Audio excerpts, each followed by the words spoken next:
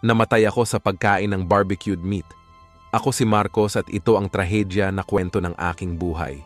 Kung paano nauwi sa isang barbecue ang aking pagkamatay, pagkatapos kumain ng ilang piraso ng karne.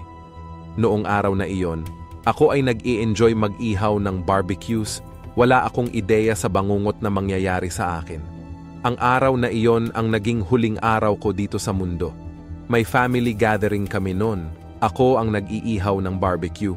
Nang mukhang luto na ang karne, kumuha ako ng ilang piraso at kinain. Ngunit pagkaraan ng ilang minuto, nagsimula akong makaramdam ng hindi matiis na sakit. Parang pinupunit ang lalamunan ko. Pagkatapos ay nakaramdam ako ng hirap sa paghinga. Hindi ako makapagsalita ng maayos. Nakita ng pamilya ko ang aking desperasyon at agad tinulungan ako.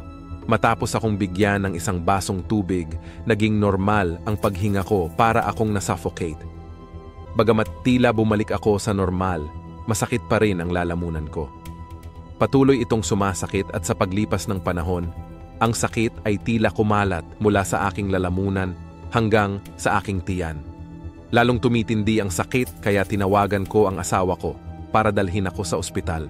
Sa ospital, sinuri ako ng doktor at siniyasat ang aking lalamunan. Wala naman siyang napansin na mali. Kaya nag-advise siya na magpahinga ako buong araw. Pag-uwi namin, ang sakit ay nagpatuloy at naging mas matindi. Sa pag-aalala, sinabi ko sa aking asawa na dalhin agad ako sa emergency room. Maingat akong sinuri ng isang doktor at nagpasiyang bigyan ako ng gamot para maibsan ang sakit at maibsan ang aking paghinga.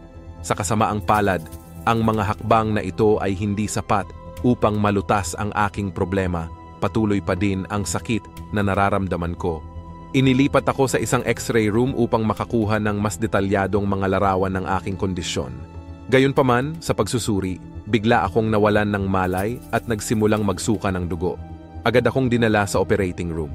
Ginawa ng mga doktor ang lahat ng kanilang makakaya upang makita ang dahilan ng sakit ko at pagalingin ako, ngunit sa kasamaang palad, malala na ang sitwasyon ko. Namatay ako sa operating room. Naiwan ko ang aking pamilya at mga kaibigan sa kalungkutan. Ang aking misteryosong sakit ay nalutas ng i-autopsy ako.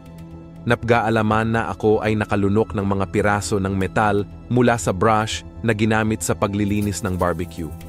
Ang trahedyang ito ay dapat magsilbing babala sa lahat ng gumagamit lamang ng metal brush sa paglilinis ng kanilang barbecue. Like at follow ang aking video para updated ka sa marami pang kwento na susunod.